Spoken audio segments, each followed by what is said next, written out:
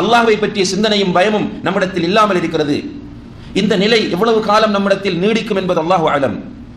நம்முடைய ஆயுள் 60க்கும் 70க்கும் இடைப்பட்டது. அல்லாஹு தஆலா நமக்கு எழுதிய ஒரு தவணை இருக்கிறது. அன்புள்ள சகோதரர்களே, அந்த தவணை வந்துவிட்டால் ஒன்றும் செய்ய முடியாது. ரசூலுல்லாஹி ஸல்லல்லாஹு அலைஹி வஸல்லம் அவர்கள் சொல்கிறார்கள், ஒரு மனிதனுடைய அஜல் வந்துவிடும் போது அவன் இந்த உலகத்தில் அல்லாஹ்வை திக்ர் செய்து வாழ்ந்த ஒரு முஸ்லிமாக, ஒரு மூமினாக இருந்தால் அவனுக்கு நிறைய சோதனைகள் வரும், பிரச்சனைகள் வரும்.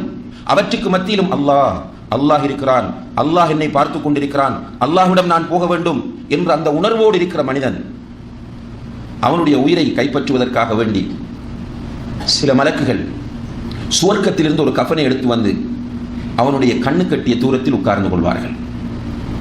அவர்கள் உட்கார்ந்த உடனேயே மலக்குல் மௌத் அலைஹிஸ்ஸலாம் அவர்கள் வந்து அவனுடைய தலைமாட்டிலே உட்காருவார்கள். உட்கார்ந்து சொல்வார்கள், யா ரூஹத் தய்யிபா, நல்ல பரிசுத்தமான ஆத்மாவே, உஹ்ருஜி இலா மக்ஃபிரத்தின் மினல்லாஹி வ ரிضவான், அல்லாஹ்வுடைய மன்னிப்பின்பாலும் அவனுடைய திருப்தியின்பாலும் வெளியே வா என்று அழைப்பார்கள்.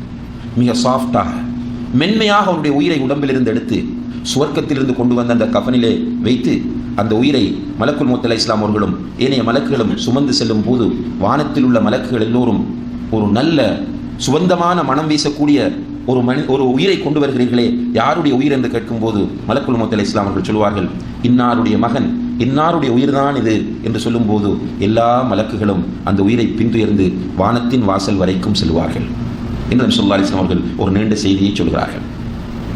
இந்த உலகத்தில் வாழும்போது எல்லாமே இந்த உலகம்தான்.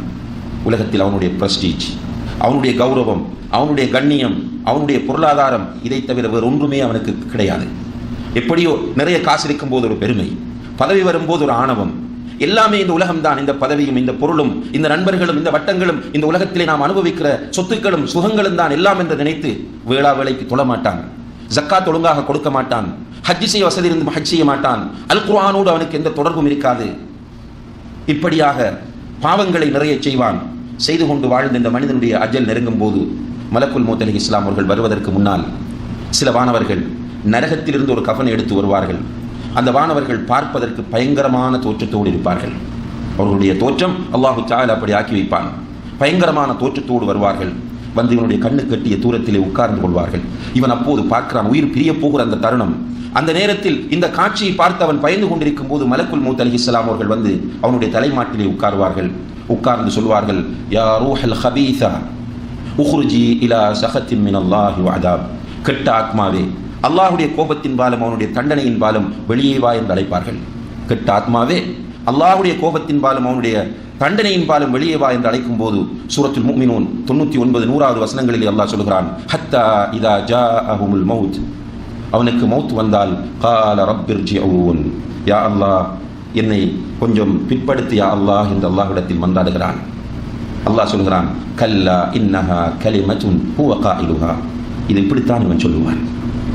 அல்லாஹ் படைத்தவன், அவனுக்கு தெரியும். ஒரு விபத்து நடக்கும் போது இவன் கெஞ்சினான், அழுதான், மன்றாடினான். நோயிலே இவன் படுக்கும் போது அல்லாஹ்விடத்திலே தௌபா செய்தான். யா அல்லாஹ் என்னுடைய நோயை குணப்படுத்தி எனக்கு உடல் ஆரோக்கியத்தை கொடுத்து விடு, நான் நல்லவனாக வாழ்ந்து காட்டுகிறேன் என்று ஏற்கனவே சொன்னான். உடல் ஆரோக்கியம் கிடைத்தது. பிறகு பழையபடி வந்து விட்டான். வறுமை கோட்டுக்குள் செல்கிறான், கஷ்டப்படுகிறான். அல்லாஹ்விடத்திலே போய் கஅபாவிலே நின்று மன்றாடுகிறான், யா அல்லாஹ் எனக்கு இதை கொடுத்து விடு, நான் நல்லவனாக வாழ்ந்து காட்டுகிறேன் என்று சொல்கிறான். அல்லாஹ் கொடுக்கிறான். மீண்டும் வந்து பழையபடியே இருக்கிறான். அதனால் தான் அல்லாஹ் சொல்கிறான், கல்லா இன்னஹா கலிமத்துன் ஹுவ காயிலுஹா, இவன் இப்படியே சொல்லிக் கொண்டிருப்பான். சூரத்துல் முனாஃபிகூன் 10வது வசனத்தில் அல்லாஹ் சொல்கிறான், மலக்குல் மௌத் அலைஹிஸ்ஸலாம் அவர்கள், யா ரூஹல் ஹபீஸா உஹ்ருஜி இலா சஹத்தின் மினல்லாஹி வ அதாப், கெட்ட ஆத்மாவே, அல்லாஹ்வுடைய கோபத்தின் பாலும் அவனுடைய தண்டனையின் பாலும் வெளியே வா என்று அழைக்கும் போது அவன் சொல்கிறான், ரப்பி லௌலா அഖர்தனி இலா அஜலின் கரீப் ஃபஅஸ்ஸதக வ அகும் மினஸ் ஸாலிஹீன், யா அல்லாஹ் கொஞ்ச நேரம் என்னை பிற்படுத்து, நான் நல்லவனாக வாழ்ந்து காட்டுகிறேன், தான தர்மங்கள் நான் செய்கிறேன் என்று அல்லாஹ்விடத்தில் அந்த நேரத்தில் மன்றாடுவான். ஒரு ஆத்மாவுக்கு எழுதப்பட்ட தவணை வந்துவிட்டால் ஒரு நொடி, ஒரு செகண்ட் முற்படுத்தப்படவும் மாட்டான், பிற்படுத்தப்படவும் மாட்டான் என்பதை அல்லாஹ் குர்ஆனில் தெளிவாக சொல்லிவிட்டான். நாமும் நேரடியாக அதை பார்த்து கொண்டிருக்கிறோம். அன்புள்ள சகோதரர்களே, இப்படி இருக்கிற நாம் இந்த உலகத்தில் அல்லாஹு தஆலா என்னை வணங்குவதற்காகவே உன்னை படைத்தேன் என்று நம்மிடத்தில் தெளிவாக சொல்லி இந்த மெசேஜை நமக்கு தருவதற்காக வேண்டி லட்சக்கணக்கான தூதர்களை அனுப்பி இறுதியிலே ரசூல் ஸல்லல்லாஹு அலைஹி வஸல்லம் அவர்களை பார்த்து சொல்கிறான் அல்லாஹ் தஆலா, குல் ஹாதிஹி சபீலி அத்உ இலல்லாஹி அலா பஸீரத்தின் அன வ மன் இத்தபஅனி. நபியே நீங்கள் சொல்லுங்கள், நான் இருக்கிற இந்த வழிதான் நேரான வழி, இந்த வழியின்பால் நானும் என்னை பின்பற்றுகிறவர்களும் அழைத்துக் கொண்டே இருப்போம் என்று அல்லாஹ் தஆலா சொல்ல, ரசூல் ஸல்லல்லாஹு அலைஹி வஸல்லம் அவர்கள் ஹஜ்ஜத்துல் விதாவில் வைத்து சொல்கிறார்கள், பல்லிகு அன்னி வலவ் ஆயா. என்னை பற்றி ஒரு செய்தி உங்களுக்கு தெரிந்தாலும் அதை எத்தி வைத்து விடுங்கள் என்று சொல்கிறார்கள். இந்த செய்தியை எத்தி வைப்பதற்காக வேண்டி உலமாக்கள், தாயிகள் இரவு பகலாக உழைக்கிறார்கள். நம்முடைய வீடுகளுக்கு இந்த மெசேஜ் வருகிறது, மிம்பர்களிலே இருந்து இந்த மெசேஜ் வருகிறது, மனிதனே நீ படைக்கப்பட்ட நோக்கம் இதுதான் என்று நம்மிடத்திலே சொல்லப்படுகிறது. ஆனால் இந்த செய்திகளை எல்லாம் நாம் கேட்காமல், இந்த உலகம் தான் எல்லாம், என்னுடைய மனைவி தான் எனக்கு எல்லாம், என்னுடைய பிள்ளைகள் தான் எனக்கு எல்லாம், என்னுடைய தொழிலும் வியாபாரமும் தான் எனக்கு எல்லாம் என்று நினைத்து இந்த உலகத்திற்காகவே நம்மை நாம் அழித்துக் கொண்டிருக்கிற இந்த நாம், மலக்குல் மௌத் அலைஹிஸ்ஸலாம் அவர்கள் வரும்போது ரப்பி லவ்லா அഖர்தனி இலா அஜலின் கரீப் ஃபஅஸ்ஸதக வ அகும் மினஸ் சாலிஹீன் என்று சொல்வதில் எந்த விதமான பயனும் இல்லை என்பதை நாம் புரிந்து கொள்ள வேண்டும். அது மட்டுமல்ல அன்புள்ள சகோதரர்களே, இந்த மனிதனுடைய உயிரை மலக்குகள் நரகத்திலிருந்து கொண்டு வந்த அந்த கஃனில் வைத்து தூக்கிச் செல்லும் போது வானத்தில் இருக்கிற மலக்குகள் எல்லோரும் சொல்வார்கள், மிக மோசமான துர்வாடை வீசக்கூடிய ஒரு உயிரை கொண்டு வருகிறீர்களே, யாருடைய உயிர், அவனுக்கு நாசம் உண்டாகட்டும் என்று அவர்கள் சொல்லும் போது மலக்குல் மௌத் அலைஹிஸ்ஸலாம் அவர்கள் சொல்வார்கள், இன்னாருடைய மகன் இன்னாருடைய உயிரைத்தான் கொண்டு வருகிறோம் என்று சொல்லும் போது மலக்குகள் ஒதுங்கி விடுவார்கள். அல்லாஹ்விடத்திலே கொண்டு செல்வார். அல்லாஹ் சொல்லுவான், அவனை பூமியிலிருந்து தான் நான் படைத்தேன், பூமியிலிருந்து எழுப்புவதாக வாக்களித்திருக்கிறேன், அவனுடைய உயிரை பூமிக்கு கொண்டு செல்லுங்கள் என்று கபரிலே அவனுடைய உயிர் கொண்டு வந்து அவனுடைய உடம்பிலே கொடுக்கப்படும். அங்கே முன்கர் நக்கீர் என்ற 2 மலக்குகள் வருவார்கள். அவனை எழுப்பி உட்கார வைப்பார்கள். அவனிடத்திலே கேட்பார்கள், மன் ரப்புக், உன்னுடைய ரப் யார், மா தீனுக், உன்னுடைய மார்க்கம் என்ன, மா ஹாதா ரஜுல் அல்லதி புஇஸ ஃபீக், உனக்கு அனுப்பப்பட்ட அந்த தூதர் யார், இவனுக்கு என்ன தெரியும், இவனுடைய ரப்பை பற்றி இவனுக்கு என்ன தெரியும் சகோதரர்களே, ரப் எங்கே இருக்கிறான் என்பது தெரியுமா, ரப்புடைய பெயர்கள் என்ன என்பது இவனுக்கு தெரியுமா, நடிகர் நடிகைகளுடைய பெயர்கள் எல்லாம் முழு விபரத்தோடு சொல்லுவான், விளையாட்டு வீரர்களுடைய பெயர்களை யாரையும் விடாமல் எல்லா பகுதிகளையும் சேர்த்து சொல்லுவான்.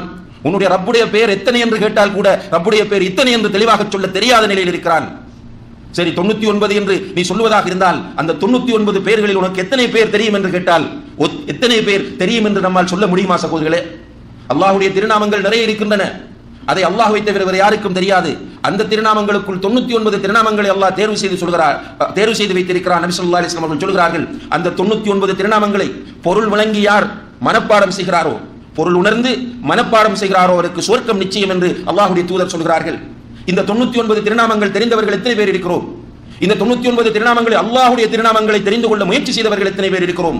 அன்புள்ள சகோதரர்களே, 99 வேண்டாம், 45 அல்லது 50 திருநாமங்கள், அதுவும் வேண்டாம், ஒரு 20 திருநாமத்தை பொருளோடு சொல்லக்கூடிய நிலையில் இருக்கிறோமா? ஆனால் தமிழ் சினிமா உலகில் யாரெல்லாம் நடிகர்கள், யாரெல்லாம் ஹிந்தி உலகத்தில் நடிகர்கள், யாரெல்லாம் பாடகர்கள், புதிய பாடகர்கள், பழைய பாடகர்கள், யாரெல்லாம் விளையாட்டு வீரர்கள் என்பதையெல்லாம் பட்டியலிடக்கூடிய அளவுக்கு நம்மிடத்திலே விவரம் இருக்கிறது. நம்மை படைத்த ரப்பை பற்றி எந்த விவரமும் இல்லை என்றால் மன் ரப்புக்க என்று கேள்வி கேட்கும் போது நமக்கு பதில் சொல்ல முடியுமா? லா அதிரி, எனக்கு தெரியாதே என்று கத்துவான். இரண்டாவதாக மா தீனுக்க, உன்னுடைய மார்க்கம் என்ன என்று கேட்டால் இவனுடைய மார்க்கம் என்ன, இவனுக்கே தெரியாதவன் என்ன மார்க்கத்தை பின்பற்றுகிறான் என்று குர்ஆனை புரட்டி இருக்கிறானா, ஹதீஸை புரட்டி இருக்கிறானா, இவனுடைய வீட்டு லைப்ரரியிலே தர்ஜமத்துல் குர்ஆன் இருக்கிறதா, இவனுடைய வீட்டு லைப்ரரியிலே தஃப்சீர் இருக்கிறதா, இவனுடைய வீட்டு லைப்ரரியிலே இதுவரை மொழிபெயர்க்கப்பட்ட தமிழ் ஹதீஸ் புத்தகங்கள் இருக்கின்றனவா, இவனுடைய சிடி ட்ரக்கிலே குர்ஆன் சிடிகள் ஹதீஸ் சிடிகள் இருக்கின்றனவா, இவனுடைய வீட்டிலே இவன் படிப்பதற்கான ஹல்காக்கள் மஜ்லிஸ்கள் உருவாக்கப்பட்டிருக்கிறதா, இவ்வாறு தாவா சென்டர்களிலும் ஊர்களிலே நடக்கக்கூடிய நிகழ்ச்சிகளிலும் வகுப்புகளுக்கும் சென்று தீன் என்றால் என்ன என்று படித்திருக்கிறானா, இஸ்லாத்தின் அடிப்படைகள் எத்தனை என்று கேட்டால் இவனுக்கு தெரியாது, ஈமானுடைய அடிப்படைகள் எத்தனை என்று கேட்டால் இவனுக்கு தெரியாது, குர்ஆன் இஸ்லாத்தின் அடிப்படை மூலாதாரங்கள் என்ன என்று கேட்டால் இவனுக்கு தெரியாது. இந்த மனிதனிடத்திலே மா தீனுக்க என்று கேட்டால் எப்படி இவனிடத்திலிருந்து பதில் வரும்? எனவே அவன் சொல்கிறான், லா அதிரி, எனக்கு தெரியாது என்று சொல்கிறான். மூன்றாவதாக மலக்குகள் கேட்கிறார்கள், மன் நபியுக்க அல்லது மா ஹாதா ரஜுல் அல்லதி புஇஸ ஃபீக், உனக்கு வந்த தூதர் யார் என்று கேட்டால் என்ன தெரியும் அல்லாஹ்வுடைய தூதரை பற்றி? ஆக குறைந்தது இன்று சமகாலத்திலே வெளியாக இருக்கிற ரஹீக்குல் மக்தூம் என்ற ஹதீஸ் புத்தகத்தை, ரசூலுல்லாஹி ஸல்லல்லாஹு அலைஹி வஸல்லம் சீரா புத்தகத்தை, வரலாற்று புத்தகத்தை இவன் வாங்கி இருக்கிறானா? அந்த புத்தகத்தை இவன் படித்து முடித்திருக்கிறான். அவன் பெருமையாக சொல்லுவான், காந்தியை பற்றி படித்திருக்கிறேன் என்று சொல்லுவான். அல்லது ஒரு முக்கியமான இங்கிலீஷிலே வாசிக்கக்கூடியவன் ஷேக்ஸ்பியருடைய லிட்டரேச்சர் எல்லாம் நான் படித்திருக்கிறேன் என்று சொல்லுவான். ஆனால் அல்லாஹ்வுடைய தூதரின் வரலாற்றை இவன் படித்து முடித்திருக்கிறானா என்று கேட்டால் கிடையாது. அல்லாஹ்வுடைய தூதர் எப்போது தூதராக அனுப்பப்பட்டார்கள், மக்காவிலே அவர்கள் எப்படி வாழ்ந்தார்கள், மதீனாவிலே அவர்களுடைய வாழ்க்கை எப்படி இருந்தது, அவர்கள் எப்படி குடும்பம் நடத்தினார்கள், எப்படி ஆட்சி நடத்தினார்கள், எப்படி தொழுதார்கள், எப்படி நோன்பு நோற்றார்கள், எதுவுமே இவனுக்கு தெரியாது. யாரோ சொல்வதையெல்லாம் கேட்டு கேட்டு செய்து கொண்டிருந்தானே தவிர அல்லாஹ்வுடைய தூதருடைய நேரடியான தொடர்பு இவனுக்கு இருக்கவில்லை. இவனிடத்தில் போய் மன் நபியுக என்று கேட்கும் போது இவனால் எப்படி பதில் சொல்ல முடியும்? எனவே லா அதிரி, எனக்கு தெரியாதே தெரியாதே என்று கத்துவான். அந்த நேரத்திலே அந்த மலக்கு, அதாவது அந்த கபரிலே அவனுக்கு பலவிதமான நிலைகள் உருவாக்கப்படும். ஒரு நிலை அவனுடைய கபர் நெருக்கப்படும். ஸல்லல்லாஹு அலைஹி வஸல்லம் அவர்கள் தன்னுடைய 2 கைகளை இவ்வாறு கோர்த்து காட்டி சொன்னார்கள், அவனுடைய விலா எலும்புகள் இவ்வாறு கோர்த்து கொள்ளக்கூடிய அளவுக்கு கபர் நெருக்கப்படும். அடுத்ததாக அவனுடைய கபரிலே ஒரு பயங்கரமான தோற்றத்தை உடையவர் வருவார். அவரை பார்க்கும்போது இந்த மனிதன் கத்துவான். ஸல்லல்லாஹு அலைஹி வஸல்லம் அவர்கள் சொல்கிறார்கள், லௌலா அல்லா ததாஃபனு லதஅவுதுல்லாஹ அன் யுஸ்மிஅக்கும் மின் அதாபில் கப்ர் அல்லதி அஸ்மா. இந்த கபருக்குள் நீங்கள் அடக்கம் செய்யப்பட மாட்டீர்கள் என்றிருந்தால் இந்த கபருக்குள் நடக்கிற வேதனை எனக்கு கேட்கிறது, அதை உங்களுக்கும் கேட்கச் செய்யுமாறு அல்லாஹ்விடம் துஆ செய்திருப்பேன். ஆனால் உங்களால் அந்த வேதனையை, அந்த சத்தத்தை தாங்கிக் கொள்ள முடியாது என்று அல்லாஹ்வுடைய தூதர் ஸல்லல்லாஹு அலைஹி வஸல்லம் அவர்கள் சொல்கிறார். இவன் கத்துவான், நெருங்காதே, என்னிடம் வராதே என்ற அந்த பயங்கரமான தோற்றத்தை பார்த்து கத்துவான். அந்த நேரத்தில் அந்த தோற்றத்தை உடையவர் சொல்லுவார், நான் எப்படி உன்னிடம் வராமல் இருக்க முடியும்? நான் யார் தெரியுமா? நான் தான் இந்த உலகத்தில் இருக்கும்போது நீ செய்த மோசமான அமல்களின் மொத்த வடிவம். நீ உலகத்தில் இருக்கும்போது குந்த ஸரீஅன் ஃபீ மஅஸியத்தில்லாஹ், அல்லாஹ்வுக்கு மாறு செய்கிற விஷயத்தில் போட்டி போட்டு விரைந்து கொண்டிருந்தாய். வ பதீஅன் ஃபீ தாஅத்தில்லாஹ், அல்லாஹ்வுக்கு கட்டுப்பட வேண்டும் என்று சொன்னால் யோசித்தாய், இதை செய்வதா இல்லையா என்று நீ யோசித்தாய். பாவம் செய்வதற்கு அப்படி அல்ல, பாவத்தை பார்த்தவுடனே அதை நோக்கி வேகமாக விரைந்தாய். உனக்கு சாபம் உண்டாகட்டும் என்று அவர் சொல்லுவார். அதுபோக அவனுடைய கபரிலே கண் தெரியாத, காது கேட்காத, வாய் பேச முடியாத ஒரு மலக்கை அல்லாஹ் சாட்டுவான். அவருடைய கையிலே ஒரு சம்மட்டி கொடுக்கப்படும். அந்த சம்மட்டியினால் இந்த உலகத்தில் உள்ள பெரிய ஒரு மலையில் அடித்தால் அந்த மலை சுக்குநூறாகிவிடும். அதனால் ஓங்கி அவனுக்கு அடிப்பார். பூமியின் அகல பாதாளத்திற்கு அடித்தட்டிற்கு அவன் சென்று மீண்டும் வருவான், மீண்டும் அடிப்பார். இதுபோக நரகத்திலிருந்து ஒரு வாசல் திறக்கப்படும். நரக வேதனை அவனுக்கு வந்து கொண்டே இருக்கும். உலகம் அழியும் வரைக்கும் இந்த நிலைதான் கபருக்குள் அவனுக்கு. அல்லாஹு தஆலா நம் அனைவரையும் பாதுகாக்க வேண்டும்.